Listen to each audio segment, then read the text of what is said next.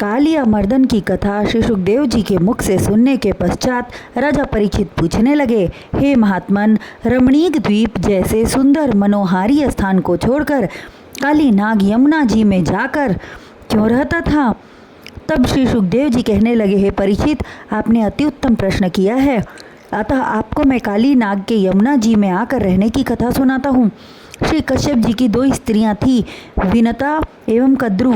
विनता के गर्भ से अरुण एवं गरुण जी उत्पन्न हुए तथा कद्रु के गर्भ से 100 विषधर सांपों की उत्पत्ति हुई। अरुण जी भगवान सूर्यदेव के सारथी बने तथा गरुण जी भगवान श्री नारायण के वाहन। हे राजन, यह कथा अत्यंत ही रोचक है, अतः आप ध्यानपूर्वक सुने। कद्रु तथा विनीता अपने पुत्रों सहित एक साथ रहा करती थी। एक दिन विनीता से कद्रु ने कहा, हे विनीता, सूर्यदेव के रथ में किस रंग के घोड़े जुते हैं? विनीता ने उन्हें श्वेत सफ़ेद रंग का बतलाया, किंतु कद्रु ने बिना सोचे बिचारे काले रंग का कह दिया। इसी बात को लेकर दोनों में वार्ता छिड़ गई। दोनों अपने कथन को सत्य सिद्ध करने पर तुली हुई थी। तब कद्रु ने कहा, यदि मेरी बात सत्य हुई तो तुम मेरी दासी बनकर रहना, और यदि तुम्हारी बात सत्य हुई तो मैं तुम्हारी दासी बन जाऊंगी। दोनों ने शर्त स्वीकार कर ली।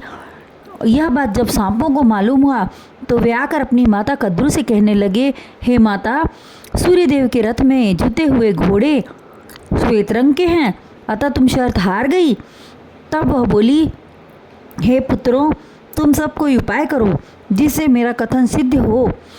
माता के वचनों को सुनकर सर्पों ने जाकर सूर्यदेव के रथ में जुते हुए घोड़ों को ढक दिया, जिससे वे काले रंग के दिखाई देने लगे। विनीता शर्त हार गई और कद्रु की दासी बन गई। बहुत दिनों बाद गरुण जी ने सर्पों से जाकर कहा, तुम मेरी माता को दासत्व से मुक्त कर दो, बदले में मुझसे कुछ भी मांग लो।